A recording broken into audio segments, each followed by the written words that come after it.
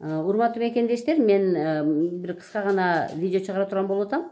Бул лаборатория боюнча, демек, азыр мага келген пациент анализ тапшырган. Бул жерде мынакей кандида деп атат. Кандида бул деген гриппки. Эми айтайын дегеним, мына ушул бир врач эмес адам.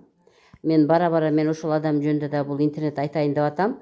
Чындыгында бардык адамдар эле коркутуп эле, раксыңды эле коркутуп атышат. Коркутуп атат. Эми ар ким өзүнүн ишин кылса деп ойлойм да. Мисалы врач-врачтык ишин кылса, повар ишин кылса, анан кийин эле мен азыр силерге көрсөткөн анализ силерде мүмкүн 10 000 сомго түштү, мүмкүн 15 000 түштүбү. Кыскасы тапшыртырган да. Эми ушунча анализ тапшыртып, ушинтип кыйнап, анан акырында жакшы результат бербегенден кийин анда дарылоого албай эле койсу деген деп айтып кетер элем да. Бул жерде эми андай эле бир жакшы бир анализди табып, анан ошонун негизинде жакшы бир лечение жүргүзө алган эмес да. Ошон үчүн урматтуу мекендештер, анализ тапшырарда да ойлонуп туруп барсаңыздар, ойлонуп туруп ошол диагнозго жараша гана керектүү гана анализдер тапшыргыла деп айтып кетким келет.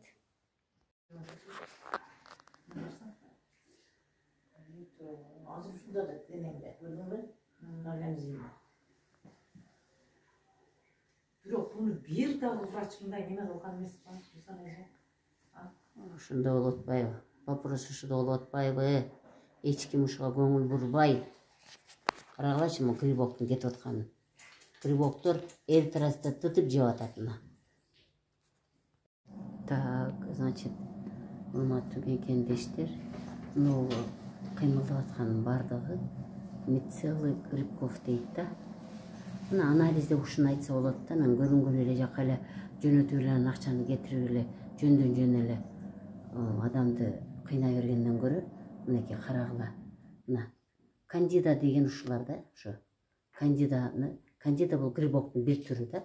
Анан грибоктор ар түрдүү болуп организмде жашайт. Мына жипке окшоп, мындай жипке окшоп, мына ошолордун баары мына эритроцитти жабышып, ушуну жеп эритроцит кичинерип кеткен. Мына чекелерине бүт жабышып алат эритроцит. Мына томолоктор булар эритроциттер. Булар эритроциттер. Ушуга жабышып, мына ушулардын тамагын жейт мынакей.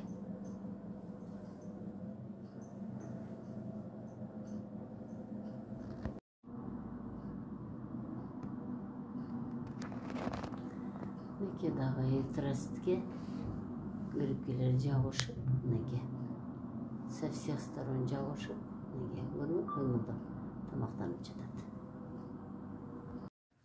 Так, бул аппак томолоктор, булар тоже грибкинин бир түрү. Булар в виде споры деп коет, мындай аппак томолок грибоктор. Мындан башка видео болсо мицеллий грибков дейт, кандида. Грибоктун бирөөсүнүн атын кандида дейт ошолор. Да, ошо массаж менен эмеде, перекис. Мынакей. Ну, микробдорду карап койгула. Реза багат экен. Жестени карап койгула, карап кой. Быжылдайт го. Микробу дагы, паразити дагы, грибогу дагы жөн эле быжылдайт.